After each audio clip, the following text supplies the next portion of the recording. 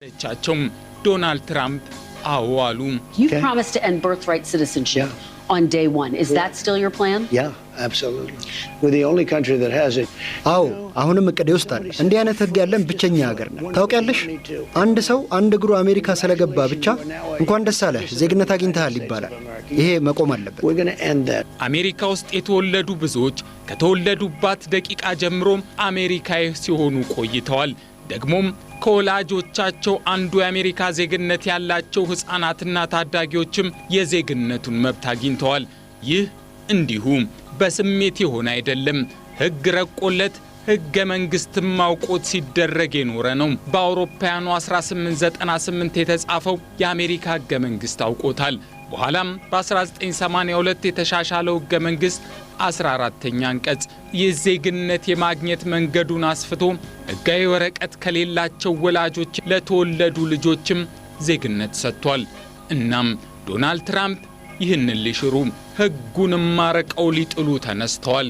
ትራምፕ በእርግጥም ቀይረዋለሁ ብለዋል። አስፈጻሚው አካል እኛም በህግ እንቀይረዋለን። ይህ የማይሆን ከሆነም ጉዳዩን ለህዝባችን ምርጫ እንተዋለን፣ እነሱም ያሳኩታል ሲሉ በእርግጠኝነት ስሜት ተናግረዋል። እርግጥ ነው ይህ ህግ የሚሻር ከሆነ ከ4.4 ሚሊዮን በላይ በአሜሪካ የተወለዱ ከ18 ዓመት በታች የሆኑና ቤተሰቦቻቸው ህጋዊ ወረቀት የሌላቸው ህፃናትና ታዳጊዎች ህይወት ቀጣይ እጣም አደጋ ውስጥ ይወድቃል። ከዚያም ባሻገር በሩቅ የወላጆቻቸውን ዜግነት እያሰቡ አሜሪካንን የሚናፍቁ ብዙዎችም ህልም ይቀጭጫል። ይህ ብዙዎችን አስፈርቷል። የዶናልድ ትራምፕ ሰዎች ከዚህ በፊት የተለመደና በወሊድ ቱሪዝም አሜሪካ ውስጥ የሚወለዱ ዜጎችም የሀገሪቱን ዜግነት የማግኘት መብትን ለመንፈግ ተነስተዋል። ይህንን ህግ በእጅጉ በማጥበቅ አንድ እናት ለመሆን ቀናትን የምትጠብቅ ሴት አሜሪካንን እንዳትረግጥ እየቀመሩ ነው። ከአሜሪካ ቪዛ ጥየቃ ጀርባ የእርግዝና ምርመራ ውጤትን ለመጠየቅ ሰነዶችን ሳያዘጋጁ አልቀረም። ይህ እንግዲህ ከዚህ በኋላ በአሜሪካ ሊሆን የሚችለውን የዜግነት ጥያቄ ለመከላከል እየሄዱበት ያለው እርምጃ ነው። ከዚህ በፊት የሆነውን እንዴት ያስተናግዱታል?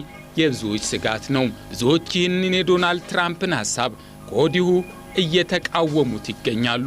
ሆኖም ግን ጥያቄው ትራምፕ ይህንን እውን ሊያደርጉት ይችላሉ ወይ የሚለው ነው። የፍልሰተኞች መብት ፕሮጀክት ዳይሬክተር የሆኑት ኮዲ ኦፍሲም ትራምፕ ይህንን ህግ ለመሻር እንደማይችሉ ይገልጻሉ። የመጀመሪያው ህጉን መሻር ህገ መንግስቱን ከመናድ ይቆጠራል።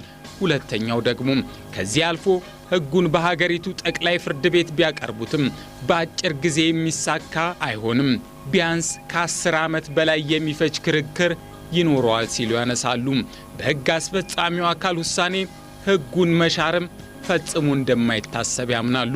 የህገ መንግስቱን አንቀጽ ለመሻር ቢሞክሩ እንኳን 2/3 የሚሆነው የሴኔቱና የተወካዮች ምክር ቤቱን ድምጽ ማግኘት አለባቸው። ከዚያ ባሻገር 3/4 የሚሆን የግዛት ነዋሪዎችንም ፍላጎት ያጠቃልላል። እናም ይህን ሁሉ መንገድ ለመጓዝ እጅጉን አስቸጋሪ ከምኞትም ያልዘለለ እንደሚሆን ኮዲ ኦፍሲ ይናገራሉ። ነገር ግን የትራምፕ ሰዎች የህገ መንግስቱን የተሻሻለውን አንቀጽ 14 ወላጆቻቸው ህጋዊ ወረቀት የሌላቸውን ህፃናትና ታዳጊዎች ጉዳይ አያካትትም ሲሉ ይከራከራሉ። እናም የእነዚህን ዜጎች ጉዳይ ብቻ ወደ ፍርድ ቤት ሊያመጡት ይችላሉ። የዚህ ህግ ጉዳይ ግን ተራ ዜጎችን ብቻ ሳይሆን በሀገሪቱ ያሉ ከፍተኛ ባለስልጣናትንም የሚነካ መሆኑ ማሳያ የኒው ጀርሲው ጠቅላይ አቃቢ ህግ ማቲው ታርኪን ናቸው። እርሳቸው እንደሚሉት ባለቤቴ ከቻይና ወላጆች በፊላዴልፊያ የተወለደች ነች። እናም ትራምፕ አሳካዋለሁ ያሉት ህግን የመሻር ጉዳይ እርሳቸውንም ቤተሰባቸውንም እንደሚመለከት ገልጸዋል።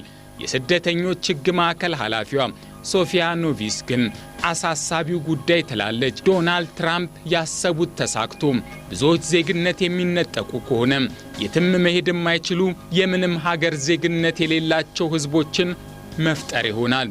ይህ ደግሞ በአሜሪካ ኢኮኖሚና ማህበራዊ አለመረጋጋትን መፍጠሩ አይቀሬ ነው።